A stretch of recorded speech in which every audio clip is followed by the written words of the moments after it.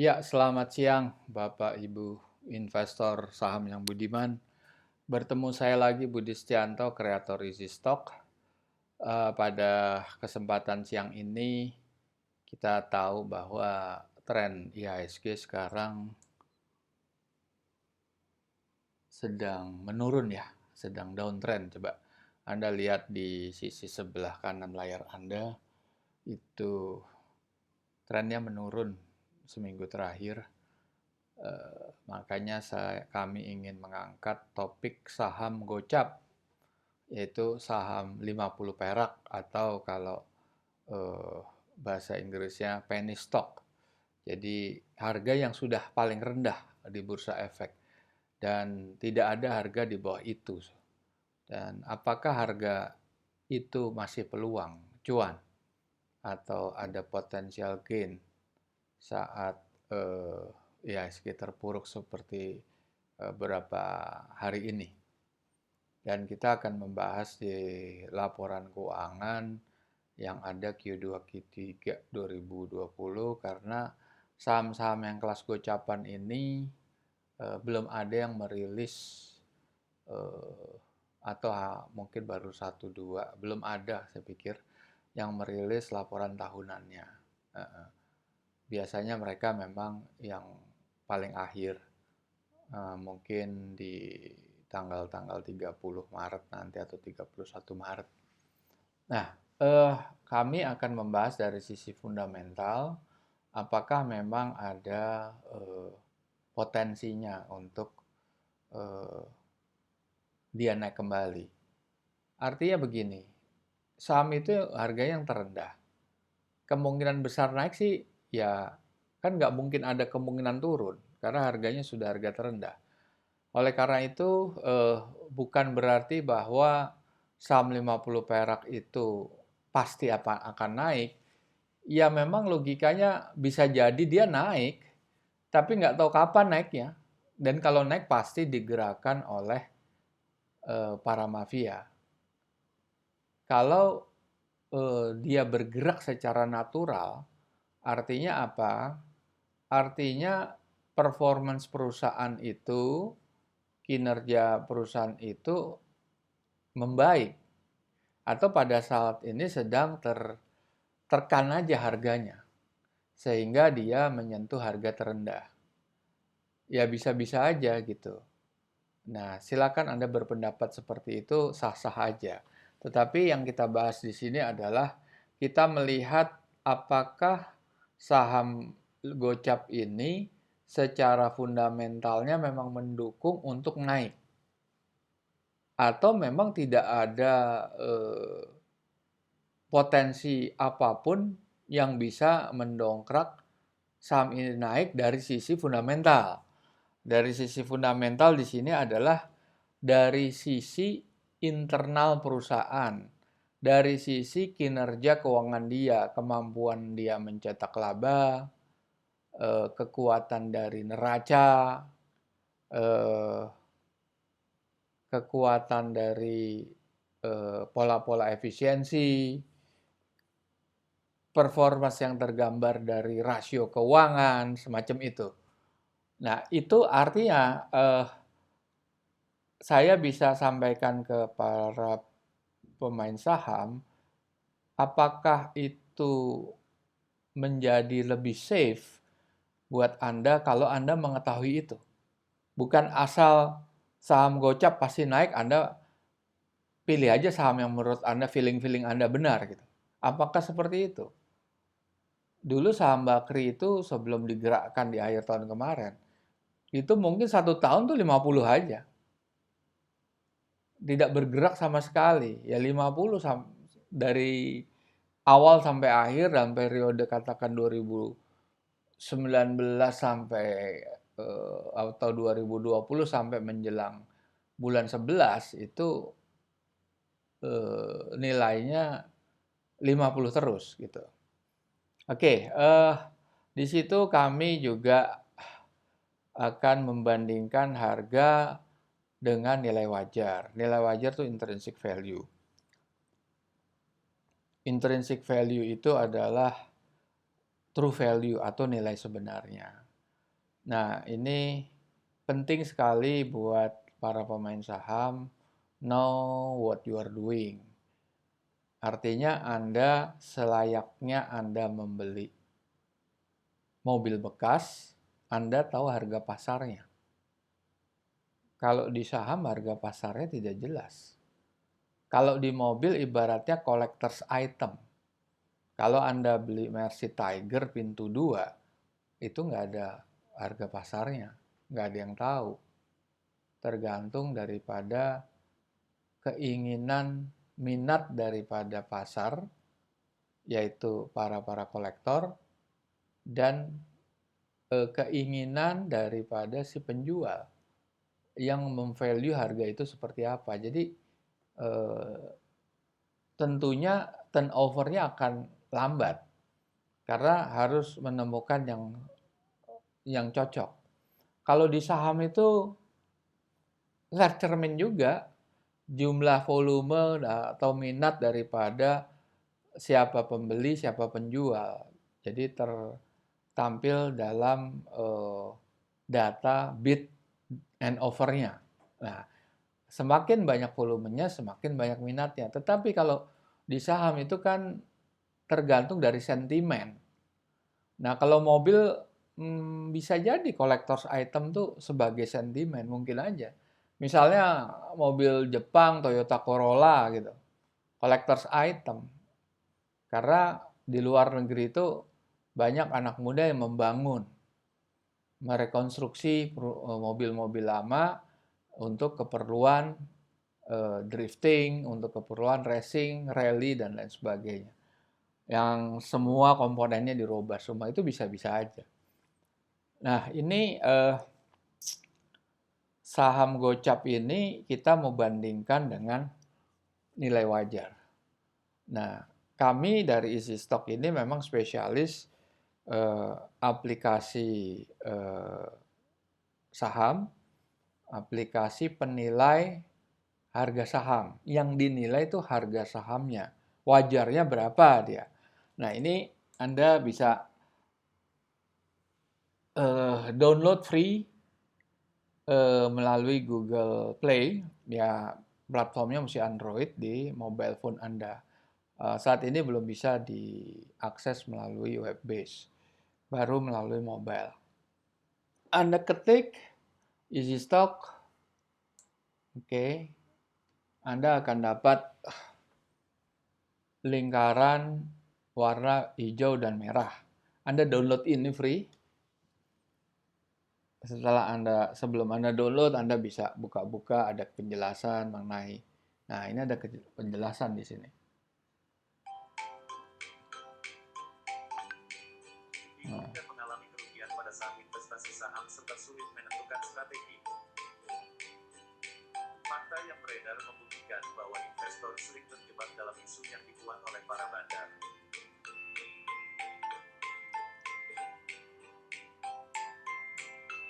Faktanya ada begitu banyak tools berdasarkan analisa teknikal tanpa memperhitungkan sisi fundamental laporan keuangan perusahaan tersebut.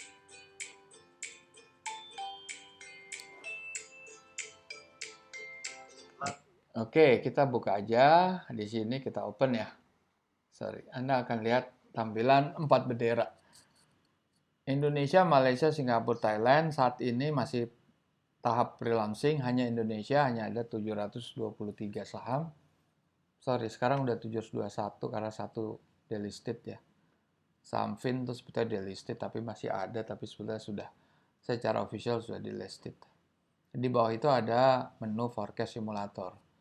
Jadi tadi di dalam penjelasan tutorial ya, video tutorial, di situ disebut sering pemain saham terjebak terhadap isu atau news yang di-create oleh para bandar. Itu satu poin. Dan kedua, ketidaktahuan karena hanya melulu berpegang kepada technical analysis, melihat tren yang dilakukan secara amatir. Jadi sebetulnya Dunia pasar modal tuh seperti ini. Analisa yang dilakukan oleh pemain pasar modal itu ada dua, fundamental dan teknikal. Di pasarnya sendiri, ini berlaku untuk secara umum ya, di dunia yang ada pasar modal. Itu umumnya pemain itu 10% adalah investor institusional dan sisanya itu adalah retail investor atau individual. Investor institusional sudah pasti investor kelas kakap, sering juga sebagai penggerak pasar, sering juga sebagai disebut market maker, sering juga disebut sebagai investor bandar atau mafia saham. Ya karena kemampuan dananya mereka itu bisa menguasai lebih dari 50% dari perputaran dana. Jumlahnya sedikit, makanya di bursa saham itu sangat kejam dan terkenal istilah zero sum game. Jadi Anda kalau bertanding katakan satu lawan satu, itu harus ada yang mati. Tidak bisa menang. Draw itu tidak pernah ada. Draw atau dua-dua menang itu, dua-dua dapat poin nggak ada. Yang jelas satu bangkrut, satu untung besar. Itulah zero sum game di bursa saham. Nah, analisa itu ada dua, fundamental dan teknikal. Teknikal itu investor yang profesional atau investor institusional pasti memakai cara-cara yang profesional, komprehensif, dan sangat detail. Dan banyak parameter-parameter yang mereka gunakan. Tetapi tidak semua pemain saham itu tahu how to make it professional analysis. Nggak tahu. Mereka rata-rata amatir. Rata-rata tebak-tebakan aja. Trennya lagi naik, trennya lagi turun, volume lagi naik. Siapa yang beli, siapa yang jual. Asing atau aseng. Nah, itu pola-pola seperti itu lebih menjurus pada spekulasi. Nah, analisa yang lain adalah fundamental. Fundamental pada dasarnya dia melihat sisi internal dan eksternal perusahaan. Teknikal tuh murni sama permainan di pasar. Murni harga yang bergerak. Pergerakan harga itu murni pergerakan harga. Nah, analisa fundamental ada yang umum. Analisanya terbatas sehingga hasilnya itu kurang akurat. Dalam artian dia fundamental itu intinya adalah menghasilkan nilai wajar. Nilai wajar pun juga mempunyai gap tertinggi dan terendah. Sama seperti technical, ada support resistance. Nah, nilai wajar itu ada juga yang bersifat kualitatif. Dia hanya melihat dari segi produk, distribution channel, leadership style. Itu tidak bisa dikuantify menjadi angka. Jadi, Anda harus memiliki metode lain untuk mengkuantify analisa kualitatif itu. Tentunya itu sangat sulit kecuali Anda mempunyai business feeling yang kuat. Nah, itu Warren Buffett itu bisa. Nah, Easy Stock datang kepada Anda menggunakan pola stock valuation calculator. Jadi kami mengadopsi semua unsur-unsur lengkap, komprehensif yang ada di dalam laporan keuangan. Nah, sebelum kita masuk ke situ, saya mau bicara fitur yang ada di Easy Stock. Di bawah itu ada forecast simulator. Apa sih kegunaannya? Forecast simulator adalah aplikasi free untuk Anda para user Easy Stock yang sudah register ingin menilai perusahaan startup Anda, perusahaan yang masih private. Atau Anda ingin punya rencana untuk go public di masa datang atau hanya sekedar menilai. Kita buka di sini. Oke. Anda harus mengisi data-data perusahaan Anda. Anda bergerak di bidang industri apa, sektornya apa, di kota mana, dan alamat email Anda. Setelah itu Anda checklist. Nah, ada parameter-parameter ada yang Anda lihat di sini adalah parameter-parameter default yang digunakan oleh EasyStock yang memiliki di dalamnya ini adalah inputan atau masukan terhadap formulasinya EasyStock sendiri. Formulasi EasyStock itu sudah memperoleh intellectual property right selama 50 tahun mendatang dan ini sudah bisa diakses di seluruh Indonesia atau bahkan internet bisa seluruh dunia sebetulnya. Kita lihat parameter-parameternya. Ini non bursa ya, artinya belum masuk bursa, perusahaan tertutup, perusahaan private. Report ke laporan keuangan Anda bisa masukkan apa aja kalau Anda itu punya atau sudah lengkap, sudah siap dengan laporan tahunan 2020, Anda silakan masukkan.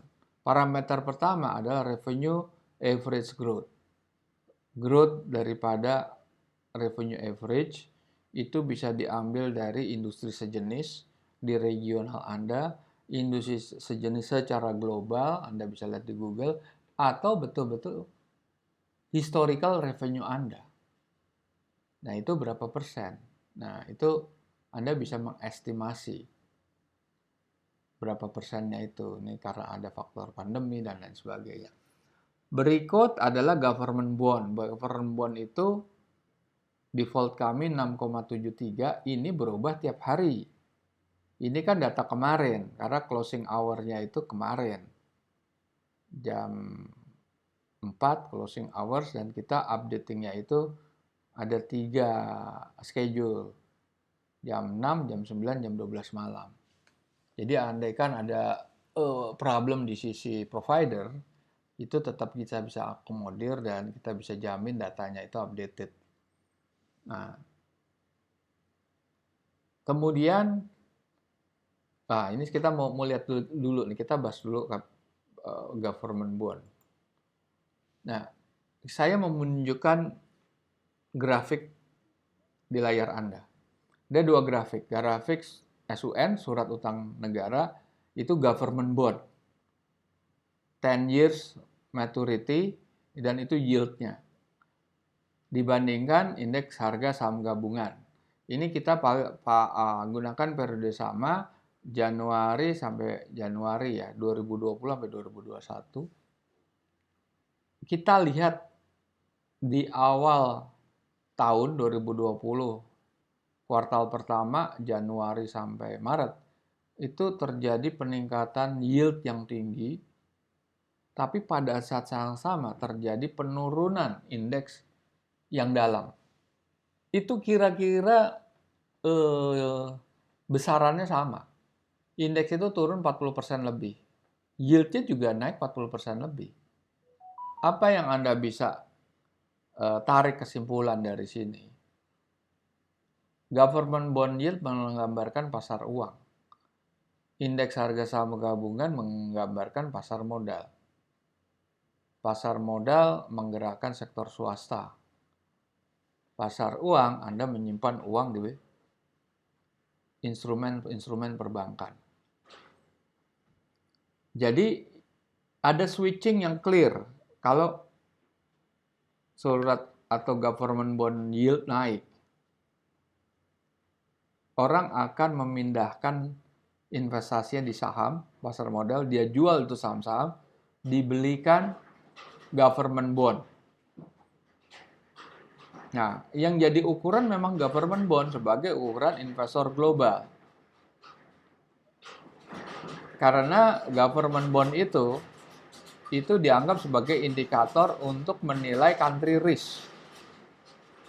Nah, country risk ini tentunya mencakup beberapa komponen-komponen aspek makro. Government bond yield ini terdiri dari jelas tingkat suku bunga. Pada saat itu tingkat suku bunganya masih tinggi, mungkin sekitar 8%. Sekarang kan udah di level 3%. Nah, penurunan itu tentunya itu adalah kebijakan dari pemerintah untuk menghidupkan sektor real atau swasta. Kalau bunganya tinggi berat. si pemilik dana akan memindahkan ke sektor pasar uang. Nah, di samping tingkat suku bunga, ada lagi yang termasuk di situ seperti foreign exchange rate, nilai tukar dolar terhadap rupiah. Ada tingkat inflasi, ada tingkat pertumbuhan daripada ekonomi, foreign reserve, current account, trade balance, itu macam-macam ada di situ semuanya. Jadi itu udah sangat kompleks dan komprehensif sehingga bisa dijadikan benchmark daripada ukuran tingkat risiko. Nah, meningkatnya yield tentunya investor global memandang risiko berinvestasi di pasar modal atau masuk ke suatu negara di sektor swastanya tinggi, makanya dia yieldnya untuk di pasar uangnya tinggi. Oke, kita lihat kemudian di mobile phone Anda itu adalah capital expenditure. Capital expenditure sering diabaikan, terutama bila Anda dengar analis-analis secara umum di media sosial, itu jarang dibahas namanya capex. Dan andaikan dibahas itu relevansinya kemana, efeknya kemana, sehingga timbul, sehingga mempengaruhi nilai wajarnya. Nah, kemudian ada net income after tax. Ini agak berbeda dengan para analis umumnya yang menggunakan earning before tax. Kalau kami menggunakan earning after tax. Nah, EBITDA itu earning before tax, interest, depreciation, amortization. Nah, capital expenditure itu missing di sana. Nah, jadi kan dibilang EBITDA per share. Kalau kami enggak, kami menggunakan nanti istilahnya free cash flow per share. Nah, itu dari sisi earningnya. Dari sisi neraca ada lagi. Makanya di sini ada lagi hutang jangka pendek, jangka panjang, intrinsic value discount, default 30%.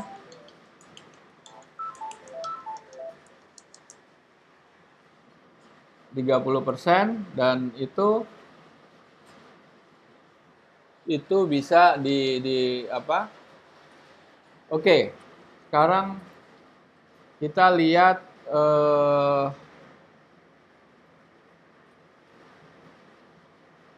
sebentar, kita akan lihat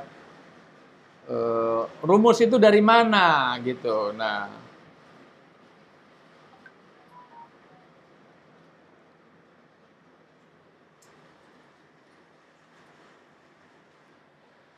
ya ini kita lihat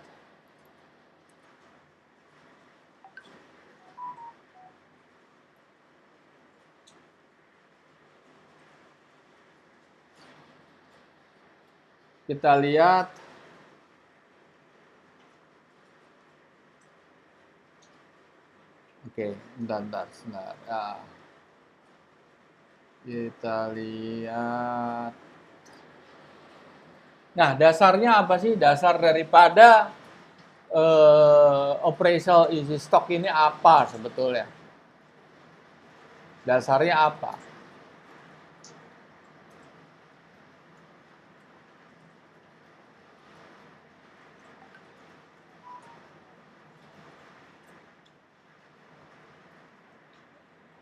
Ini adalah mengikuti paham Benjamin Graham. Benjamin Graham menulis buku Investment Classic, Security Analysis, dan Intelligent Investor. Dia penulis buku yang sering disebut sebagai Bible-nya value investor. Nah, Benjamin Graham itu adalah gurunya Warren Buffett. Dia seorang profesor financial management di Columbia University yang hidup tahun 1940-an, dan Warren Buffett adalah muridnya. Kemudian Warren Buffett magang di perusahaan sekuritasnya Benjamin Graham, dan di Benjamin Buffett itu tidak pernah menulis buku, tapi dia ditulis oleh pihak ketiga, orang lain, dan di dalam sebuah buku judulnya Warren Buffett Speak karangan Janet Low, itu dia menyatakan gaya investmentnya adalah 85% Benjamin Graham dan 15% Philip Fisher.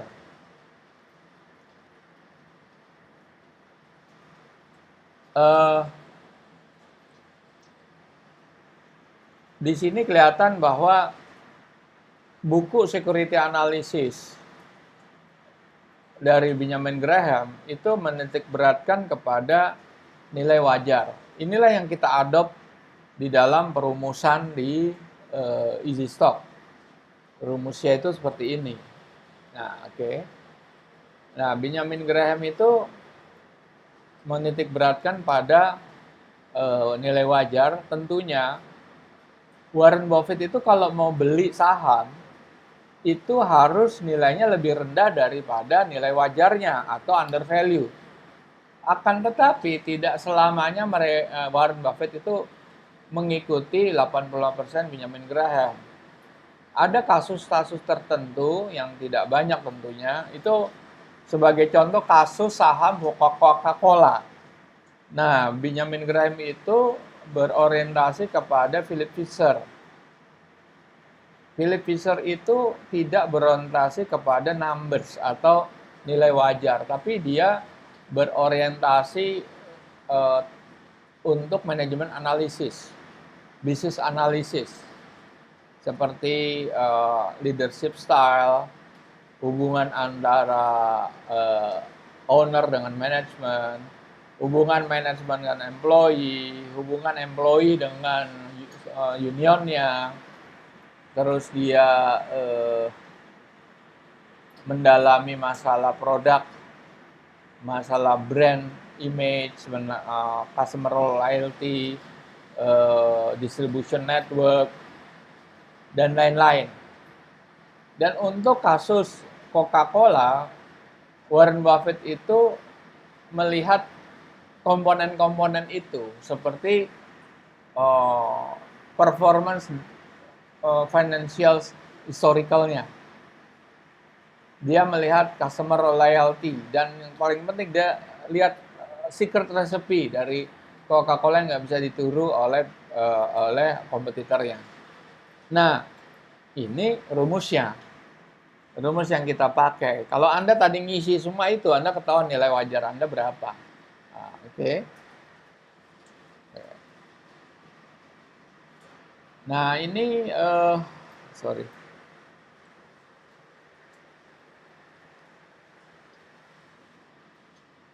Nah, dan Anda lihat ini ada 722 saham yang ada di Bursa Efek Indonesia. Semua saham ada di sini semuanya.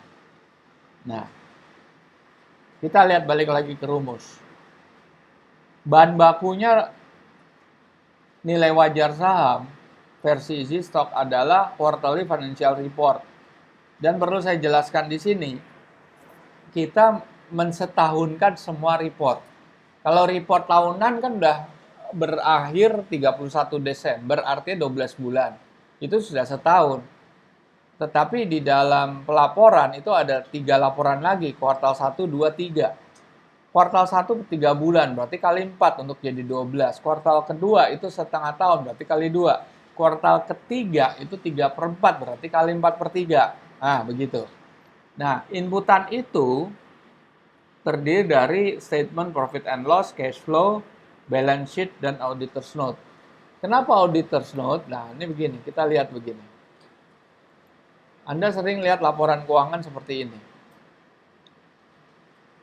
Ini banyak di media cetak, koran, media Indonesia, Jakarta Post. Ini disebut laporan shortlist. Ini laporan-laporan yang tidak lengkap. Kita nggak pakai ini, Easy Stock nggak pakai ini. Easy Stock pakai laporan ini. Nah, ini ada Buatala Indah Permai, laporan ini long list. Long list ini bisa bergerak dari 50 halaman untuk laporan tahunan sampai 200 atau 300 lembar. Jadi yang kita cari komprehensif sekali. Oke. Balik lagi ke sini. Oke. Dari sini kita mengekstrak dari sisi earning itu free cash flow. Free cash flow per share yang kita kombinasikan dengan average industry growth. Nah, dari sisi neraca kita ekstrak net working capital, yaitu utang harta lancar kurang utang lancar.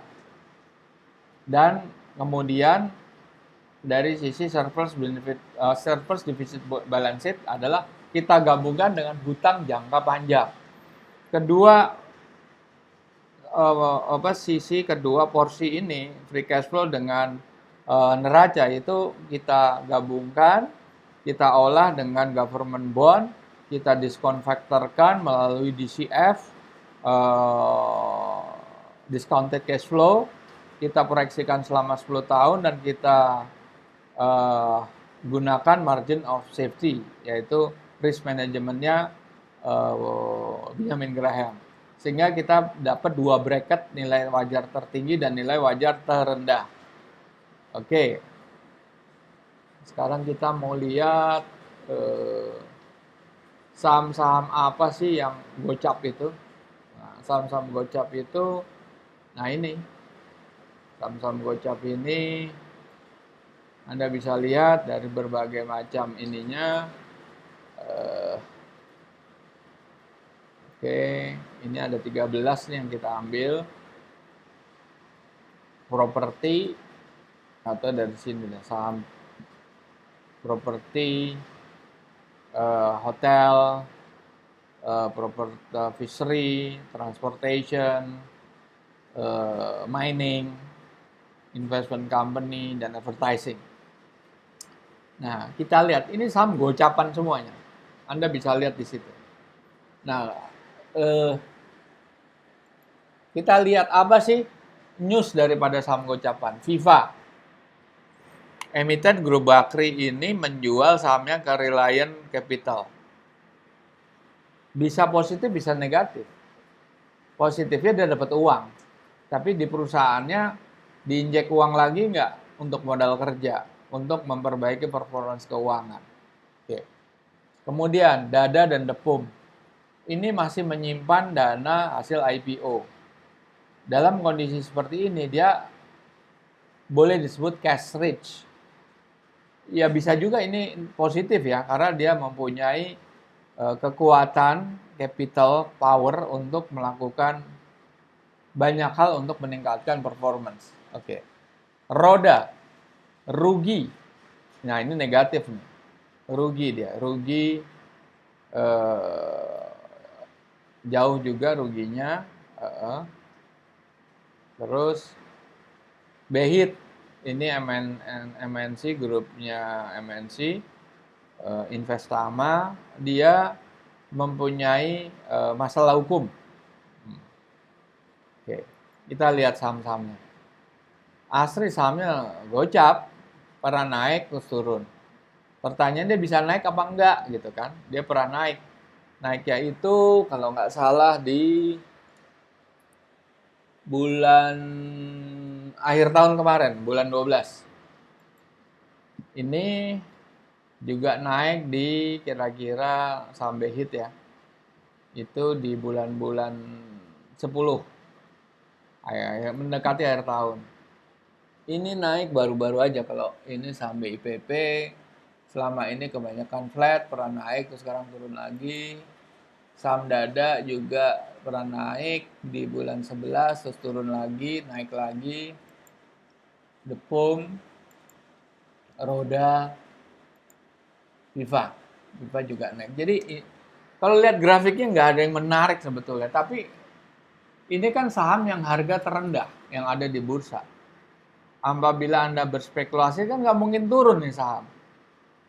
Tetapi kan bukan berarti Anda bisa pick any one of the 50s of the penny stock, kan nggak bisa juga. Ya itu bukan suatu wise decision ya untuk Anda pick anything, nggak bisa juga. Bisa Anda pick anything nggak pernah naik, ujung-ujungnya delisted. Nah, apa yang terjadi kalau delisted? Anda punya masalah delisted. Nah, tadi kan Anda lihat ada pergerakan kenaikan di akhir-akhir tahun. Kenapa? Karena ini Ini di grafik ini grafiknya government bond. Government bond itu di bulan November atau mulai dari September, Oktober bulan 10 itu merosot dalam sampai akhir tahun atau menjelang awal tahun. Dan itulah yang membuat naik. Karena menurunnya lumayan sampai di bawah 6% kan. Ininya apa government bondnya di bawah 6% itu rendah sekali.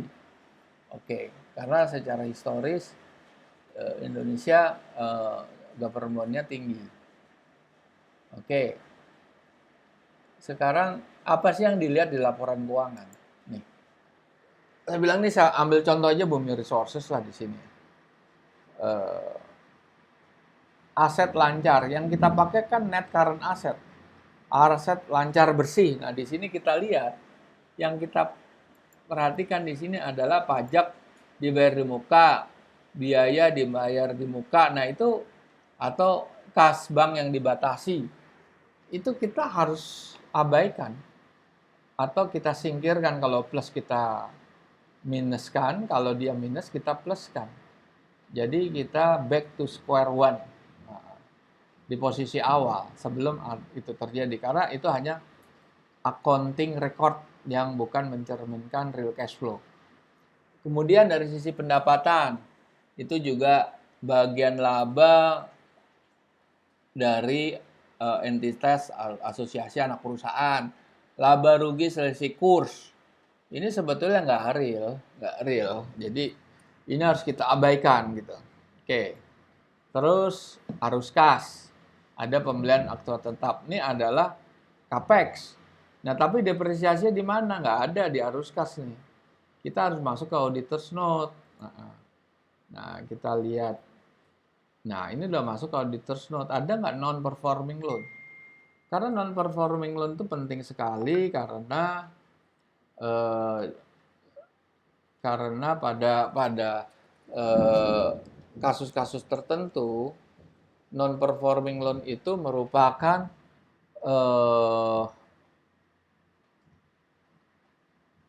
window dressing, merupakan accounting kosmetik, sehingga bisa menjebak. Triknya ada di situ sebetulnya. Salah satunya. Makanya harus masuk ke auditor's note. Nah berikut, nah ini kalau di daftar aktiva tetap itu ada penambahan fixed asset yaitu capex. Kalau dari sisi belanja modalnya, kalau dari sisi depreciation penambahannya berapa depresiasinya, itulah ya. Ini jangan khawatir, ini semua udah tercantum di Anda, nggak perlu pusing-pusing lagi ngitung lagi, nggak perlu. Penjelasan di webinar ini hanya untuk meyakinkan Anda bahwa isi stok sudah meliputi faktor-faktor yang kita bahas ini. Kayak penghasilan dan beban lain-lain, itu adalah non-recurring.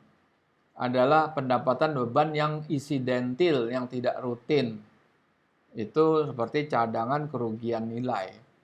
Itu kan cadangan, real cash-nya ada sebetulnya. Tapi dia mencadangkan. Nah, macam-macam itu banyak hal. Oke, kita lihat sekarang itu sudah kita hitung ya.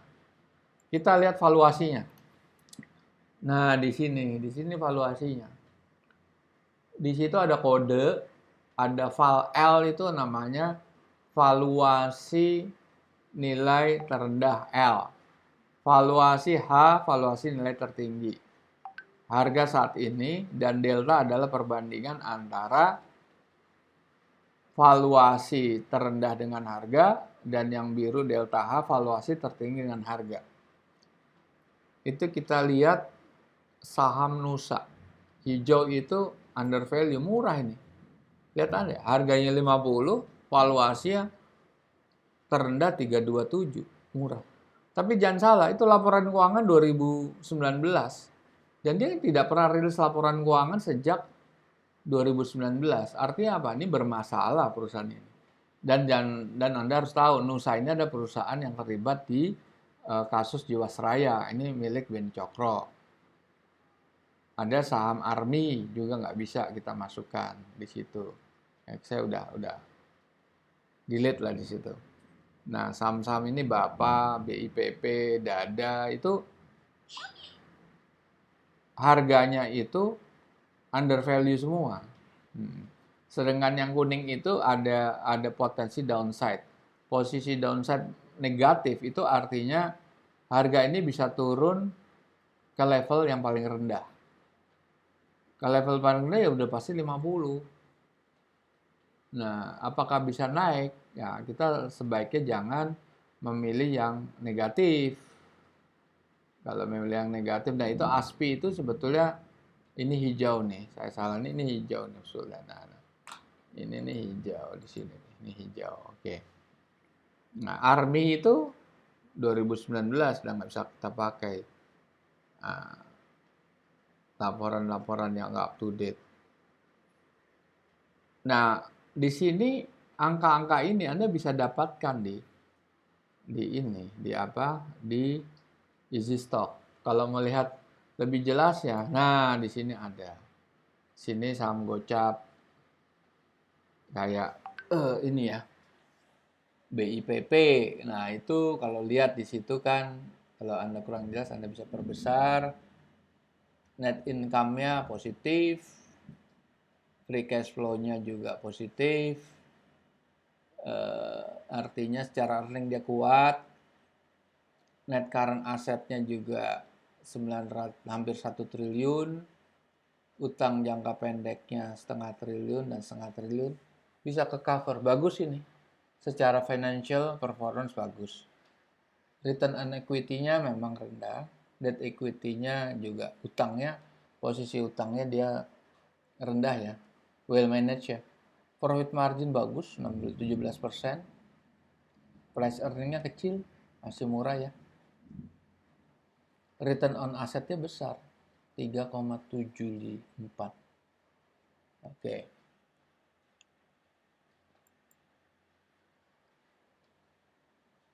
Saham BHIT. Kita lihat nih di sini. Net income 1 triliun. Free cash flow-nya 1,8 triliun. Positif. Net current asset 11,7 triliun. Short term debt-nya 18, sudah pasti dia negatif working capital kan. Udah pasti neracanya negatif. Nah, itulah makanya di sini BHIT ini secara earning dia bisa mengcover negatif working capital. Tapi dia tidak bisa mengcover hutang jangka panjangnya. Makanya kan intrinsic value-nya minus 145. Oke. Berikut saham dada.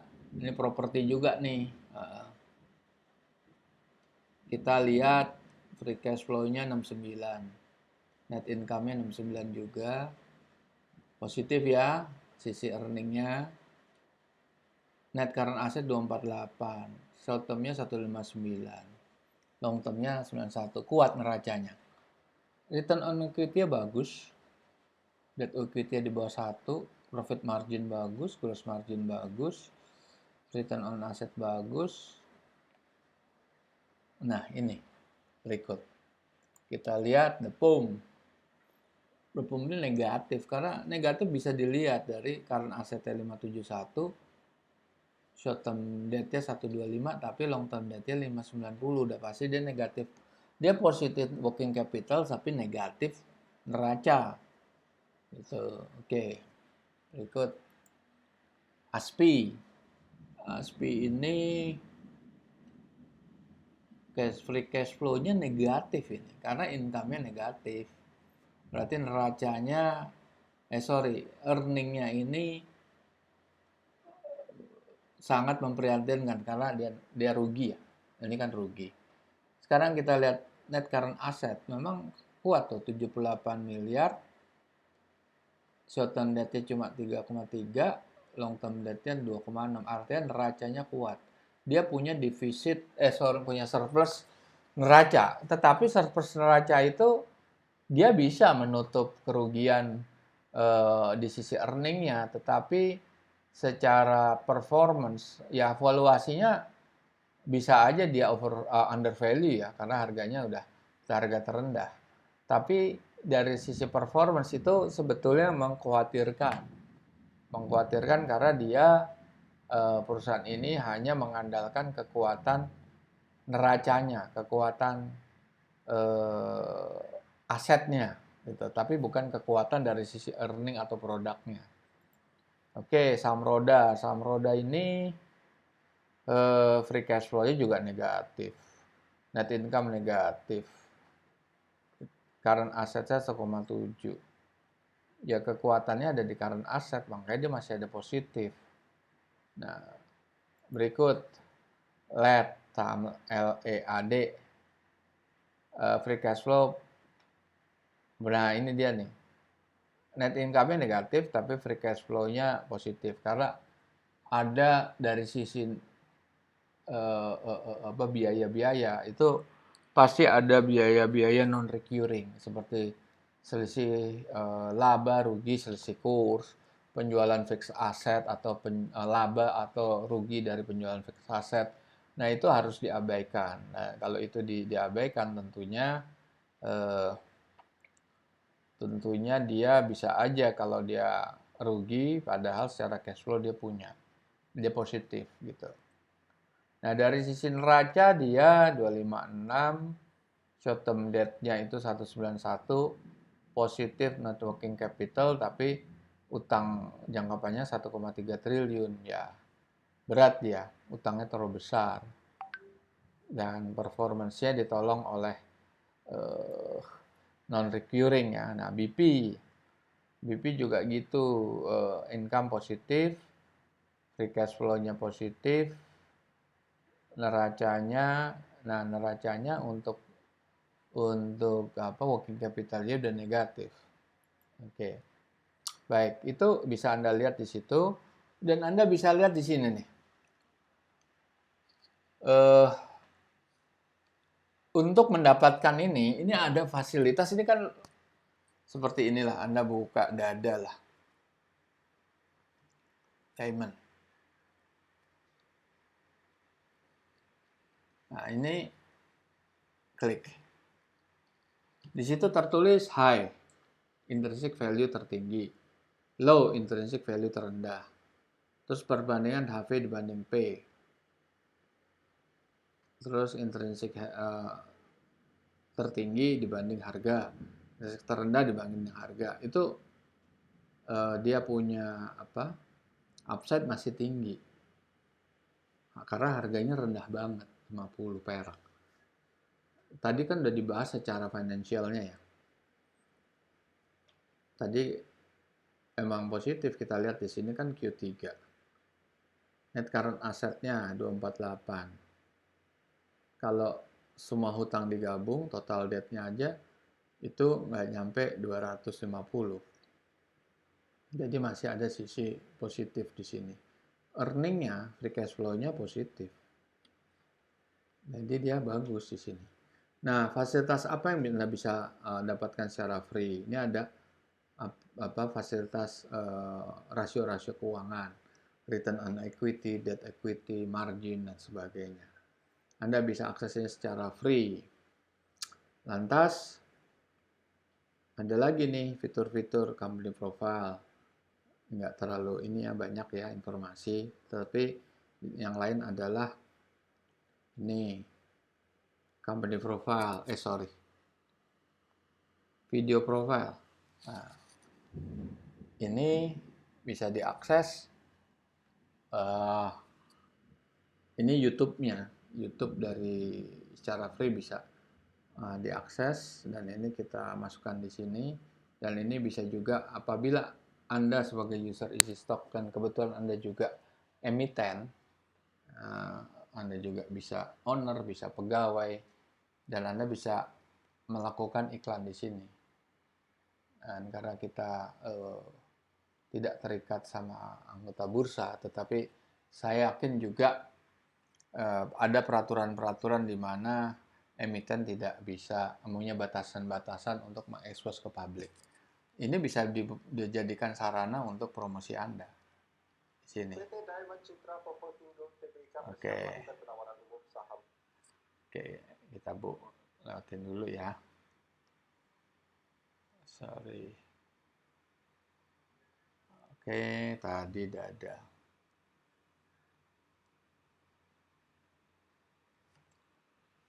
Nah, ini ada juga fasilitas free lain seperti grafik ya. Nih, historical chart. Anda bisa pilih seminggu, 2 minggu, sampai 6 bulan. Itu kelihatan tuh harga itu di bawah daripada nilai wajar ya. Berarti under value itu harga. Oke. Nah, kemudian di sini kita punya forecast simulator di depan itu kan free. Tapi kalau untuk saham ini premium apps. Dan di premium apps kita punya 2 fitur stock simulator dan best stock selection. Nah, best stock selection yang kita mau bahas dulu ya. Best stock selection, nah ini. Anda kan tadi mau lihat saham-saham apa yang harganya 50 perak dari yang terendah. Berdasarkan price rank bisa. Price rank, the lowest. Apply filter, dapat 50 perak semua nih. Nah, sekarang Anda bisa balik lagi ke sini.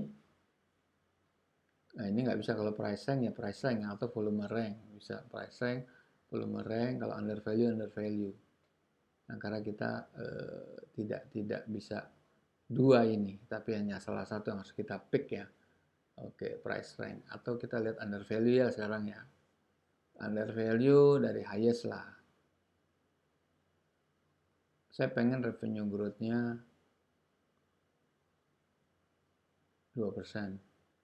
Saya mau return on equity-nya 5%. Debt equity-nya saya jangan terlalu minus 3 aja paling kata, atau 0 lah di sini.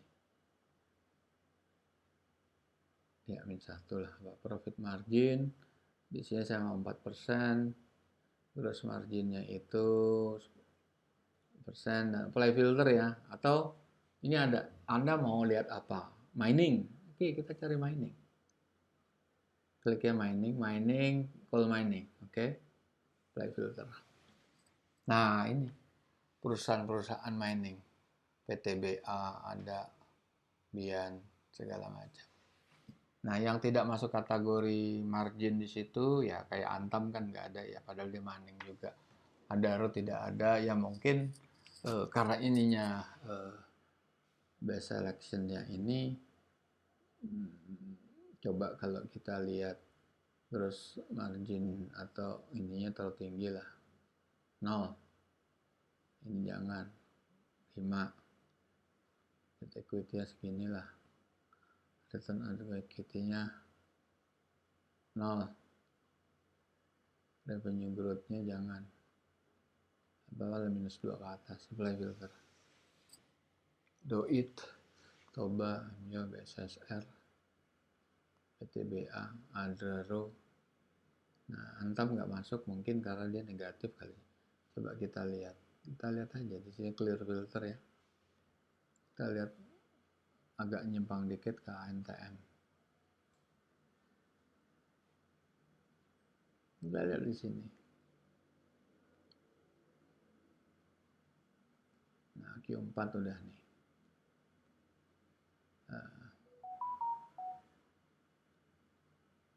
Under value dia. Return equity-nya 6, debt equity-nya 0, ya Anda bisa pilih lah, ini bisa Anda teliti lebih dalam. Nah, sekarang kita mau lihat tadi kan saham-saham gocap ya. Dada,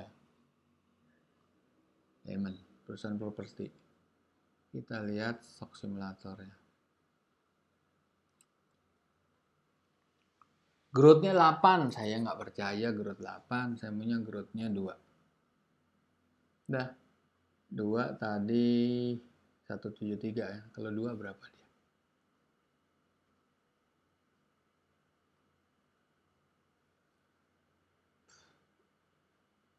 114,87. Terus ngelihat masih lebih bagus, masih oke lah. Jadi forecast simulator ini kan suatu tools yang diperuntukkan untuk Anda yang manakala Anda bisa tidak sepaham dengan kami. Karena kami itu menggunakan data-data yang official. Kita tidak pernah menggunakan data-data di luar laporan keuangan long list. Selama itu belum rilis, kita nggak akan pakai apapun. Bisa aja seorang corporate secretary dia mengannounce ke publik bahwa dia habis closing deal sekian triliun, atau dia melakukan efisiensi berapa, atau seorang presiden direktur bicara sesuatu yang positif. Kita tidak bisa menggunakan itu. Dan tentunya karena kita stick kepada filosofi kita hanya menggunakan data-data official long list, bukan short list. Nah, dari situ forecast simulator tuh untuk Anda sebetulnya. Untuk Anda melakukan your own exercise, your own point of view. Nah, Anda bisa robah-robah. Itu kan yang dirobah bukan sekedar ininya.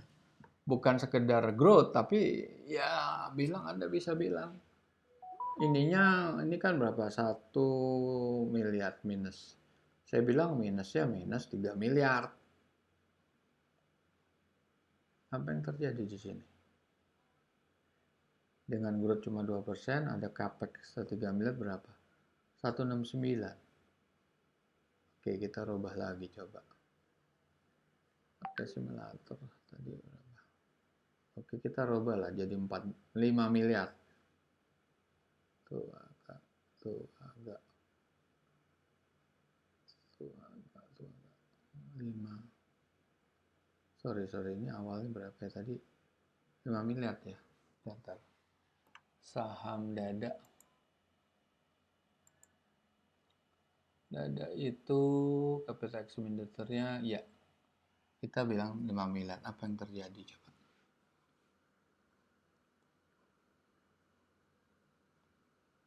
Oh, revenue growth-nya jangan. Saya harus rubah lagi revenue growth-nya 2. Nah, karena balik lagi. Berapa tadi? Dengan 114,87. Masih bisa dia malah. Oh, capital expenditure belum berubah nih. Oh, sorry. 2, oke ini tambah aja. 1,5 lah. 2 aja lah. 2, oke. Belanja modal minus 5 miliar. Nah, berapa dia?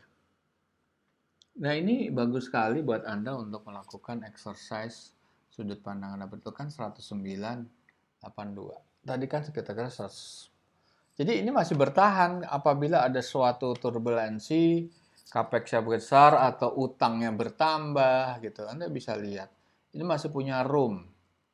Atau income-nya turun jadi 50 miliar. Tuh, agak. Apa yang terjadi? Turun lagi pasti. Jadi kalau Anda melihat, wah ini terlalu konservatif, naik dia 2,7. Sorry, ini income malah naik, salah. Mestinya saya turunkan, salah. Income-nya jadi 15 miliar.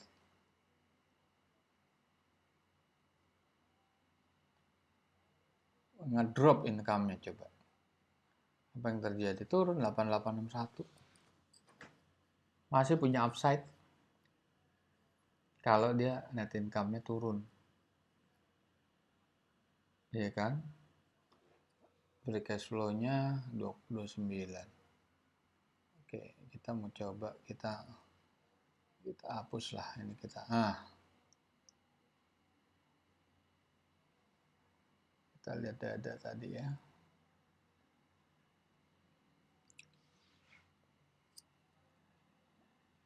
Jadi ini bisa Anda gunakan untuk, nah ini kan 8%. Free cash flow-nya tadi kan 69 jadi berubah kan? Berubah sendiri, ini kan 173.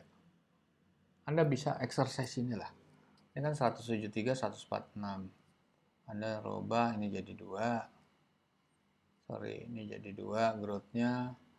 Ini capital expenditure minus 3. net income-nya turun jadi katakan 30 tuh agak tuh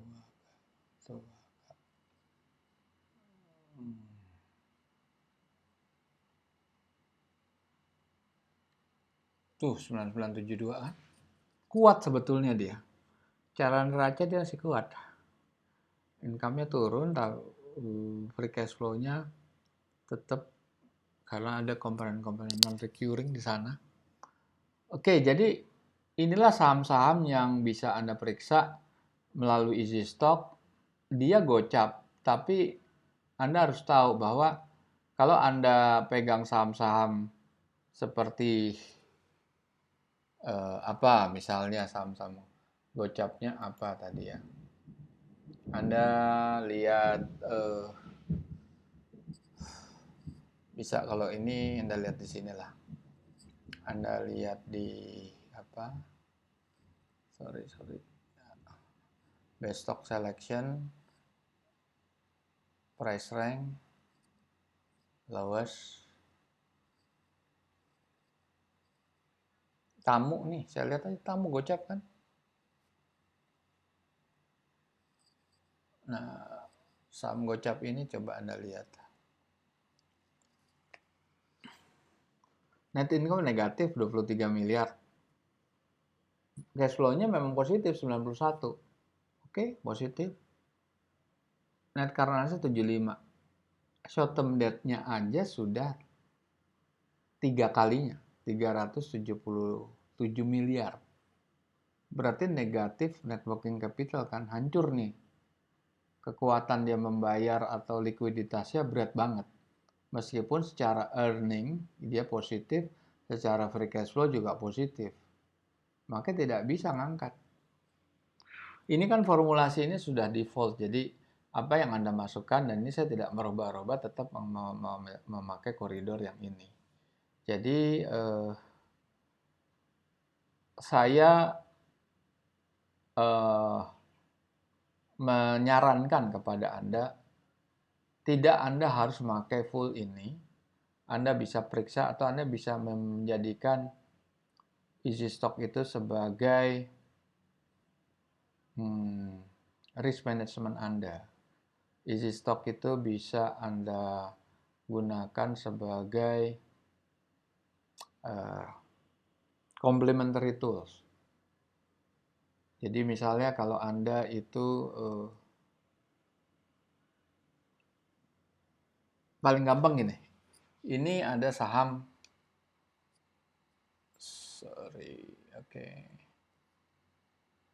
chart ya.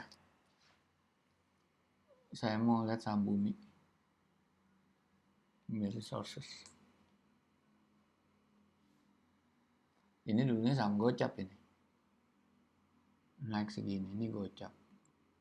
Naik 156. Anda kalau orang teknikal pasti beli. Kalau Anda tidak bisa memanage portfolio Anda, uang Anda punya duit 100 juta. Anda jeblosin di sini. Semuanya pada saat harganya 80. Ini trennya bagus.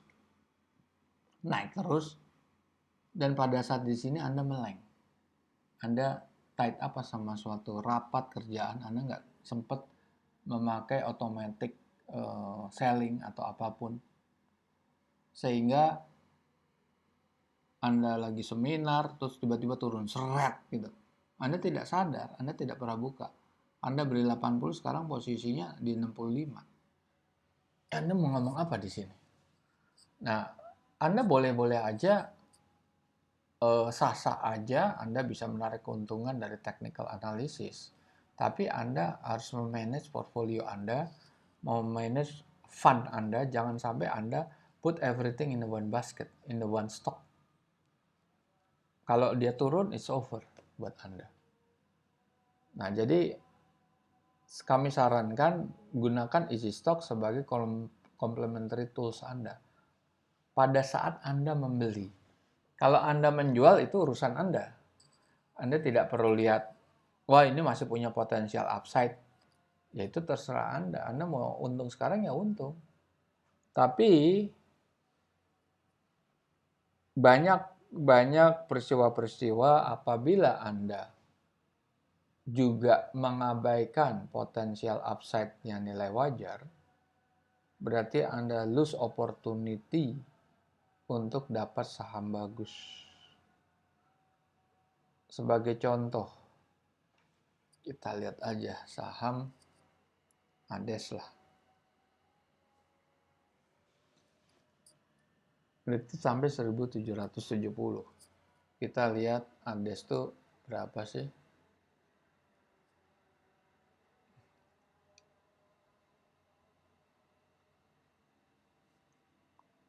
3.000. Dia bisa sampai 3.000 di situ. Sekarang 1785. Ini masih bisa naik terus potensinya.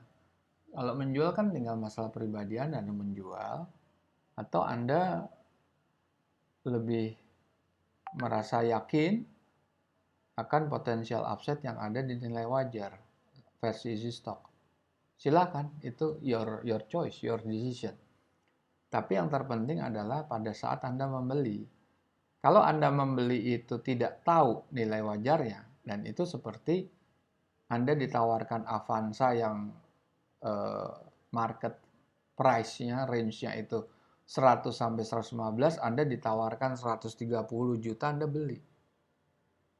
Kecuali itu collector's item, beda lagi. Nah, tetapi kan inti daripada trading saham di sini adalah cuan. Anda harus bisa mengetahui nilai wajar untuk suatu saat Anda akan jual di nilai yang di value yang Anda mau, Anda expected gitu ya. Kira-kira seperti itu. Baik, untuk sekian saham-saham cuan memang saham-saham gocap memang tempting pada saat turun. Apakah saham itu bisa naik atau enggak? Saya pikir potensi kenaikan itu lebih penting daripada hanya sekedar sudah harga rendah mau DN go any lower lah gitu aja. DN go any lower. Oke, emang dia nggak mungkin turun jadi 40 tuh udah nggak mungkin. Tetapi it should be wiser kalau Anda itu bisa mengetahui bahwa saham ini memang punya potensi. Dan banyak saham yang tidak punya potensi, artinya nilainya sudah negatif dari awal. Kayak tadi saham Tamu, itu udah negatif. Saham Bakri itu negatif semua. Ya ada yang positif beberapa lah, tapi di sisi positifnya tetap ada downside-nya. Lebih baik kan cari yang betul-betul tidak ada downside-nya. Baik, para pemirsa saham yang budiman, saya pamit undur. Budi Setianto dan kru Easy Stock. Sampai berjumpa lagi di lain kesempatan. Assalamualaikum warahmatullahi wabarakatuh.